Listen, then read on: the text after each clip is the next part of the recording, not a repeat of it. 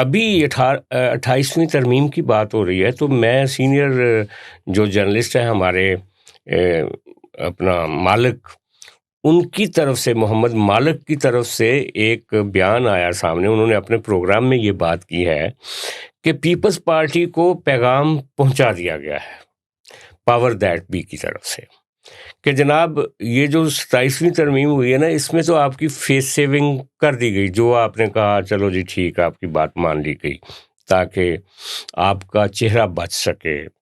لیکن اگر آپ نے یہ 28ویں جو ترمیم آ رہی ہے، اس میں جو این ایف سی کا معاملہ آ رہا ہے، جو صوبوں کو وزارتیں چلی گئی ہیں وہ واپس 1-2 لینی ہیں ہم نے، اور جو ڈیفینس کو پیسے دینے ہیں اور باقی جو کرنا ہے، اس پہ اگر آپ کہتے ہیں کہ 18ویں ترمیم جو ہے اس پہ کمپرومائز نہیں کریں گے تو یہ آپ کے لیے مشکل ہو جائے گا، بدمزگی ہوگی.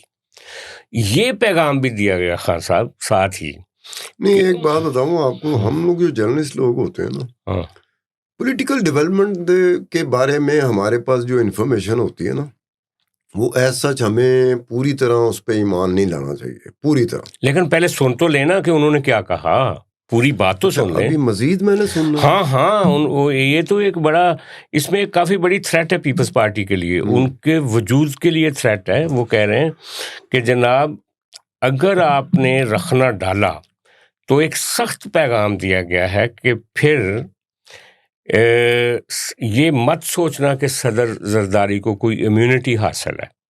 امیونٹی جو ہے وہ آئینی عدالت میں لے جا کے، کیس لے جا کے وہ ختم بھی ہو سکتی ہے، آپ کے خلاف بھی فیصلہ ہو سکتا ہے.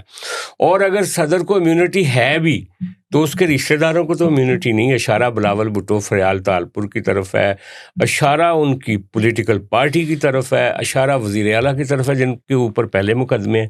فریال تالپور صاحبہ کے اوپر بھی پہلے سے مقدمے ہیں.